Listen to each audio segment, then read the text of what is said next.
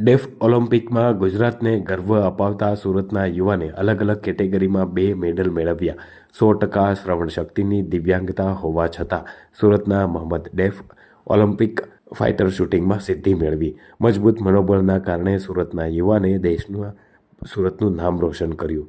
સુરતનું 19 વર્ષીય મોહમ્મદ મુર્તુઝા વાણિયા deaf ઓલિમ્પિકમાં silver અને બ્રોન્ઝ મેડલ મેળવનાર ગુજરાતનો પ્રથમ યુવક બન્યો છે. જન્મથી મૂકબધિર અને મોહમ્મદ હાલમાં BSc ITના પ્રથમ વર્ષમાં અભ્યાસ કરી રહ્યો છે.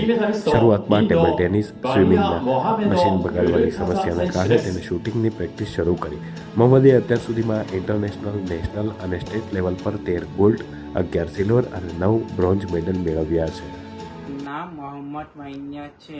મેં ટાઈમીટર રાઇફલ છું. હમણાં ડેફ ઓલિમ્પિક ટોક્યો 2025માં સિલ્વર મેડલ ઇન્ડિવિજ્યુઅલ અને બ્રોન્ઝ મેડલ મિક્સ ટીમમાં જીતીને આવ્યો છું ફોર ઇન્ડિયા.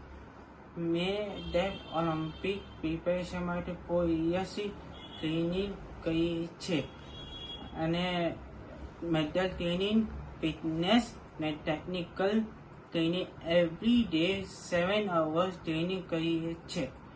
મેં ઘણી ફીની બ્લોગ છે તે parents, family, friends, Surat, Gujarat, India માટે જીતીને આવ્યો છું. Thank you. મેં ઘણું પ્રાઉડ છે કે મેં મેડલ જીતીને આવ્યો છું. છે એ હાફ એટલે સાંભળી બોલી શકે છે અને હા ગુજરાત હા હા જા એ સુરતથી આપણે ગુજરાત માટે રમવા માટે બહાર જાપાન ગયેલો હતો. હા અમને હોપ હતું કે એ જીતીને આવે. હા અમને ખૂબ પ્રાઉડ થાય છે કે અહીંયા અમારા માટે જીતીને આવ્યો છે અને અમારા ડેફ કોમ્યુનિટી માટે અમને પ્રાઉડ મુમેન્ટ છે અમારા માટે.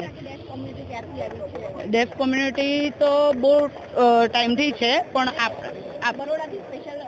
આ લોકો બરોડાથી આવ્યા છે સર, અમે સુરતના છીએ.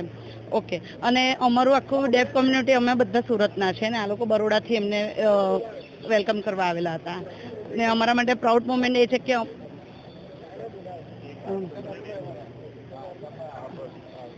અમને પ્રાઉડ મુમેન્ટ એ છે કે આટલું ક્રાઉડ છે પ્લસ અમારા ડેફ કોમ્યુનિટી માટે એક નવું એક્ઝામ્પલ છે કે હા અમારા બધા ડેફ કોમ્યુનિટી વાળા ખુશ છે. ફર્સ્ટ ટાઈમ એ અમારામાંથી છે એટલા માટે.